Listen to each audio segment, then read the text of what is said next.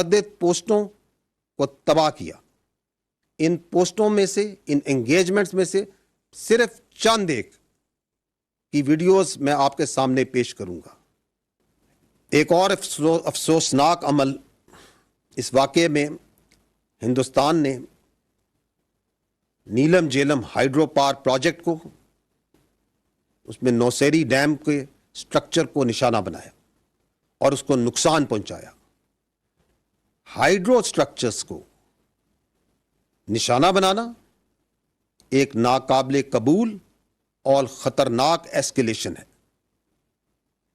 کیا Hindustan Millions of people invest in stocks and commodities, thousands make a living at it, and only hundreds کے کیا consequences ہوں گے؟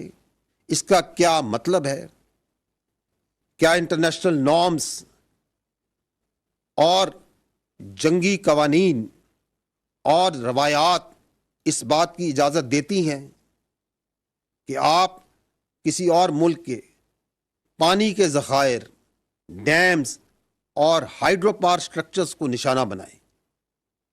ایک اور خطرناک اور ناقابل قبول عمل جو کہ کل رات کو ہوا، وہ بھارت نے جب یہ بزدلانہ کارروائی کی تو اس وقت بہت سی نیشنل اور انٹرنیشنل فلائٹس پاکستان کی ایئر اسپیس میں موجود تھیں. And thousands of civilian passengers' lives were put in grave danger. At that time, there were 57 international flights that were operating inside Pakistan airspace. The consequences of any of them being hit perhaps didn't even cross the minds of those who were undertaking this aggression, this senseless aggression that they did yesterday. چونکہ یہ ایک developing situation ہے تو جیسے جیسے واقعات آگے بڑھیں گے میں آپ کو ان تفصیلات سے آگاہ کرتا رہوں گا. میں یہ کہنا چاہوں گا کہ بھارت نے پاکستان کے خلاف جو جارحیت کی ہے، اب پاکستان کی جانب سے اس جارحیت کا، اس ایگریشن کا بھرپور جواب دیا جا رہا ہے اور دیا جاتا رہے گا. بھارت نے پاکستان پر بزدلانہ طریقے سے رات کے اندھیرے میں حملہ کیا ہے اور پاکستان کی جری قوم کو للکارا ہے.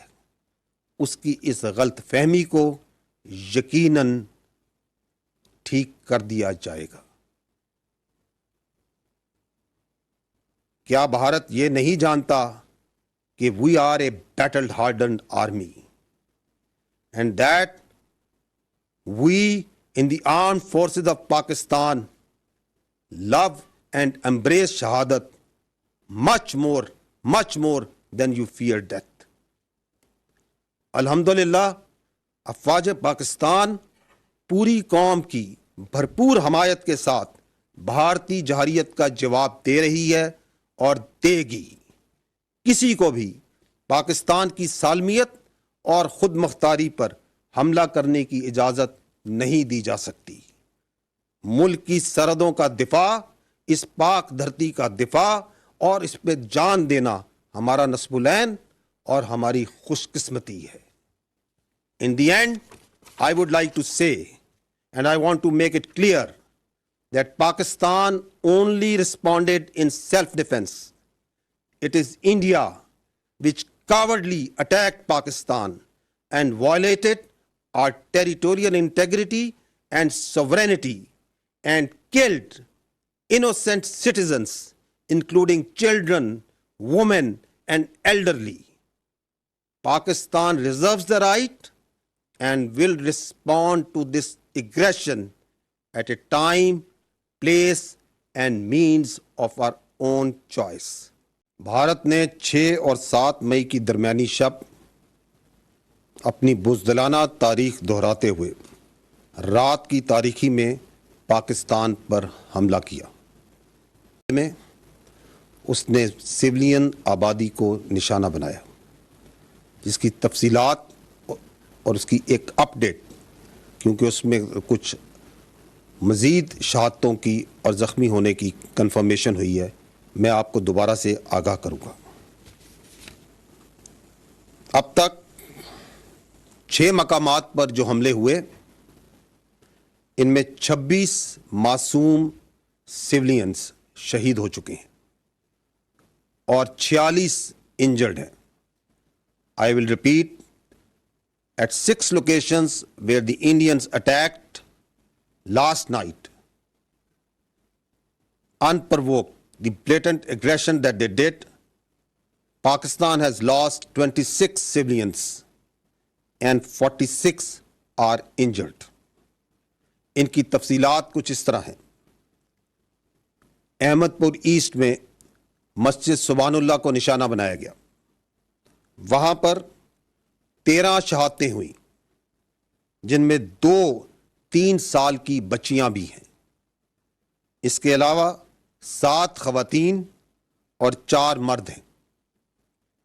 وہاں پر 37 زخمی ہوئے، جن میں 9 خواتین اور 28 مرد ہیں۔ مظفر آباد کے قریب مسجد بلال کو بھارتی جارحیت کا اور بربریت کا نشانہ بنایا گیا، وہاں پر 3 شہید ہوئے ہیں۔ اس کے علاوہ 1 بچی اور 1 لڑکا زخمی ہے۔ کوٹلی میں مسجد عباس کو نشانہ بنایا گیا، وہاں پر 1 16 سال کی بچی اور 1 18 سال کا معصوم بچہ شہید ہوئے۔ اس کے علاوہ 1 ماں اور بیٹی اس وقت زخمی ہیں۔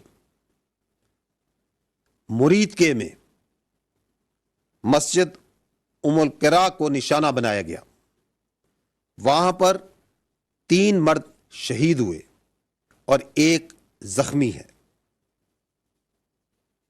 سیالکوٹ میں